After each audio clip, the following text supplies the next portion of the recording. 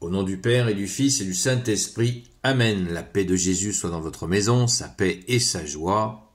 Alléluia, nous sommes jeudi saint, le fameux jeudi saint, avec la première messe que Jésus va faire, mais avant cela, Jésus va laver les pieds de ses saints apôtres. Que ta parole, ô Jésus, rentre dans mon esprit, que ma bouche proclame ta parole et que mon cœur l'accueille. Saint Jean, chapitre 13, versets 1 à 16. C'était avant la fête de la Pâque que Jésus savait que son heure était venue et qu'il devait passer de ce monde au Père, lui qui avait aimé les siens qui sont dans le monde. Il voulut les aimer jusqu'au bout. Jésus lave les pieds de ses disciples. Il terminait le repas du soir et déjà le diable avait mis dans le cœur de Judas, fils de Simon Iscariote, la décision de le trahir. Jésus, lui, savait que le Père avait tout mis entre ses mains et qu'il retournait à Dieu comme il était venu de Dieu. Alors il se lève de table, retire ses vêtements et passe une serviette dans sa ceinture. Il verse de l'eau dans une cuvette et commence à laver les pieds des disciples. Ensuite, il les essuie avec la serviette qu'il a dans la ceinture. Quand il s'approche de Simon-Pierre, celui-ci dit « Seigneur, tu ne vas pas me laver les pieds ?» Jésus lui répond « Tu ne sais pas ce que je veux faire. Tu le comprendras plus tard. » Pierre lui dit « Non, tu ne me laveras jamais les pieds. » Et Jésus lui répond « Si je ne te lave pas les pieds, tu ne peux pas rester avec moi. » Alors Simon-Pierre lui dit « Seigneur, dans ce cas, ne me lave pas seulement les pieds, mais aussi les mains et la tête. » Jésus lui dit « Quand on s'est déjà baigné, on est complètement pur, et il suffit de se laver les pieds. Vous êtes purs, mais pas tous. » Jésus savait qui le trahissait, c'est pourquoi il lui dit « Vous n'êtes pas tous purs. » Après leur avoir lavé les pieds, Jésus remit ses vêtements et reprend sa place à table. Alors il leur dit « Comprenez-vous ce que je viens de faire avec vous ? Vous m'appelez le Maître et le Seigneur, et vous dites bien, car je le suis. Donc si moi, le Seigneur et le Maître, je vous ai lavé les pieds, vous aussi vous devez vous laver les pieds les uns aux autres. C'est un exemple que je vous ai donné, et vous ferez comme je l'ai fait. En vérité, je vous le dis, le serviteur n'est pas au-dessus de son Seigneur, et l'envoyé n'est pas au-dessus de celui qui l'envoie. Si maintenant vous savez ces choses, heureux êtes-vous si vous le mettez en pratique. Merci Jésus, alléluia. Eh bien, nous avons là un des moments d'humilité extrême de Jésus, qui lave les pieds des apôtres, et l'humilité, il veut qu'elle soit transmise. Il sait ce qui se passe entre ces hommes. Pour avoir vécu 3 ans avec eux, H24, 7 jours sur 7, il sait très bien ce qui se passe.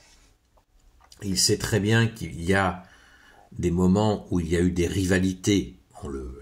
L'Évangile ne l'a pas caché. C'est d'ailleurs une preuve de la vérité de l'Évangile. C'est qu'il nous est montré même les écueils, même les défauts, même les choses qui coincent.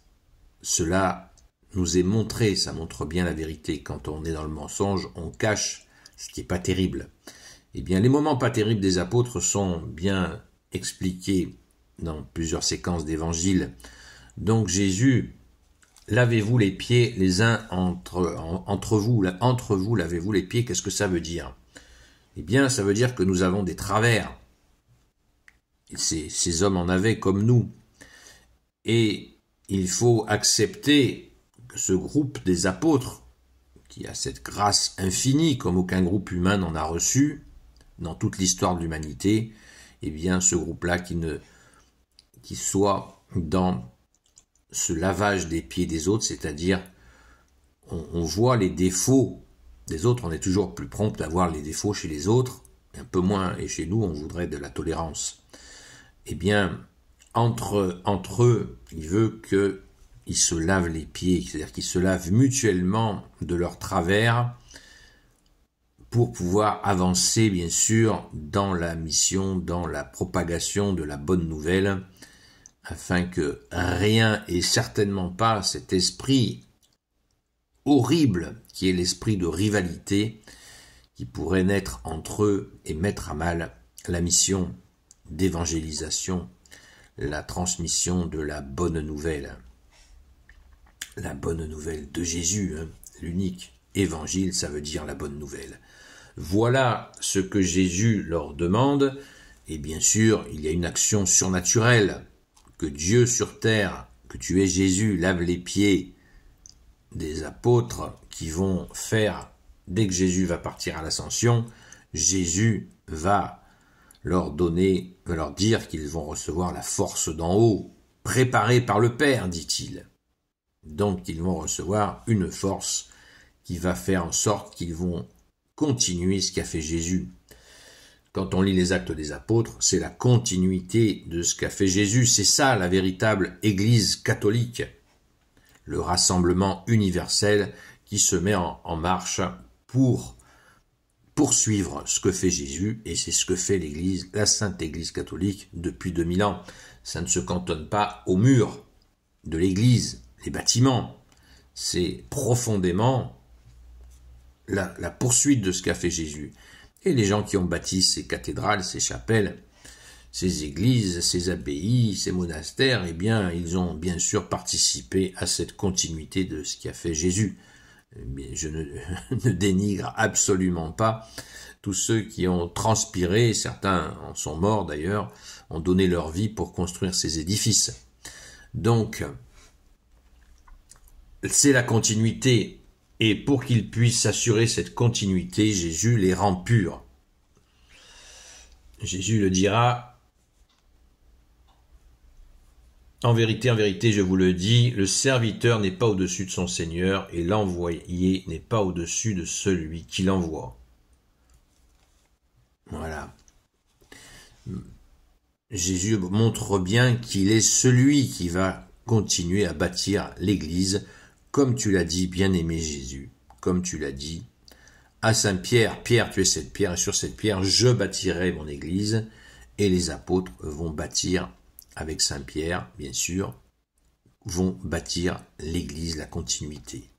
Et les apôtres nommeront donc des évêques qui vont assurer la continuité, la fameuse continuité apostolique, qui veut dire la continuité des apôtres. Merci Jésus, alléluia. Et au sacrement de confirmation, nous recevons les mains des apôtres pour assurer cette continuité.